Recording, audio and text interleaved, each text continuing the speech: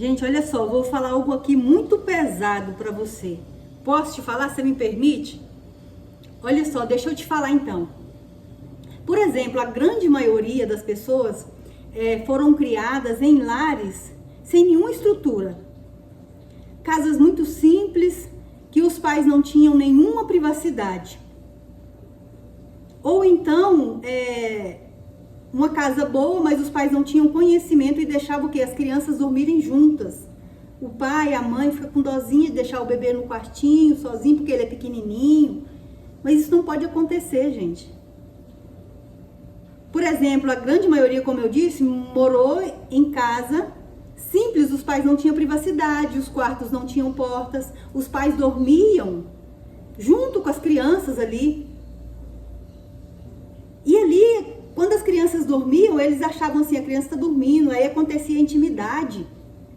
E a nossa mente, 100% da nossa mente, 5% é consciente, 95% é inconsciente.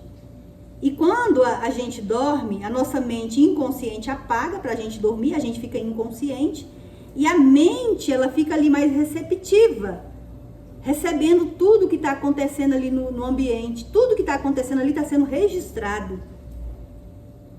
Então ali, aquele movimento, aquele barulho dos pais ali junto com as crianças, ficou registrado aonde? Na mente das crianças.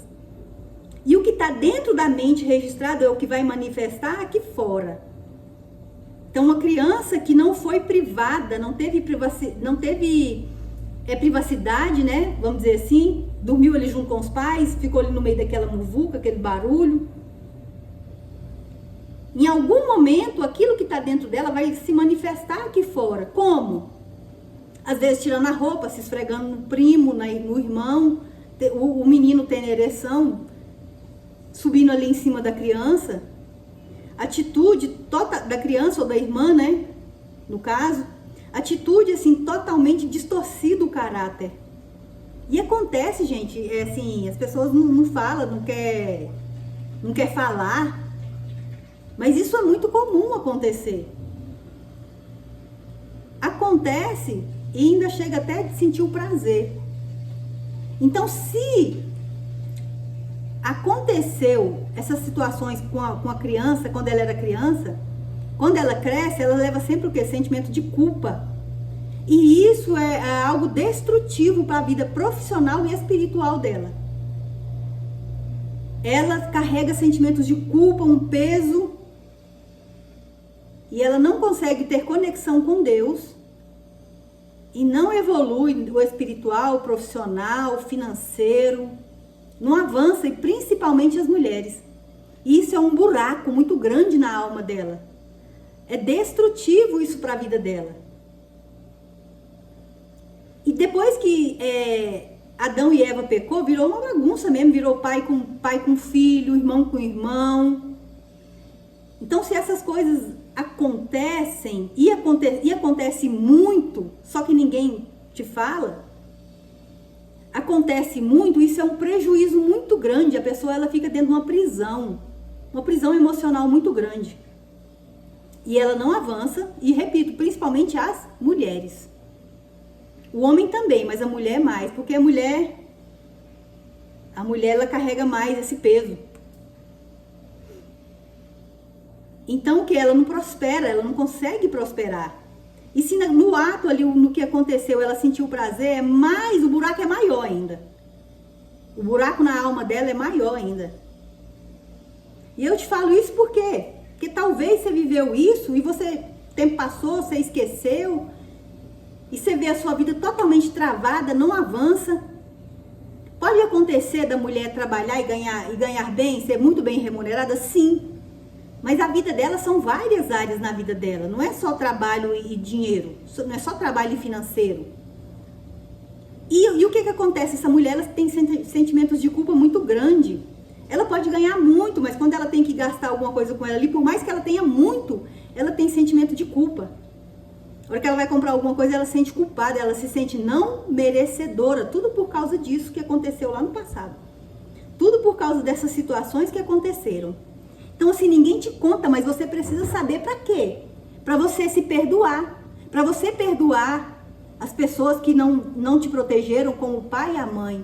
Porque você viveu num ambiente pobre ali, simples, é porque os pais foram fracos, eles não conseguiram romper com a escassez, com a pobreza que eles viram dos pais, das gerações futuras.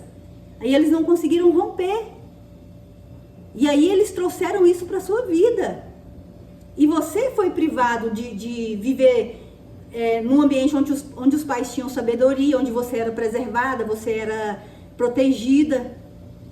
Então tem um profundo estado dentro de você de culpa, de estado de não perdão aos seus pais, que precisa o quê? Ser perdoado, precisa colocar diante do Senhor, você precisa renunciar, você precisa ter consciência, você precisa confessar para Deus. Você confessa para Deus, Deus te perdoa. Mas é importante também você confessar para alguém de confiança, porque quando você fala com Deus, Deus te perdoa, mas quando você fala com alguém, você tem a cura.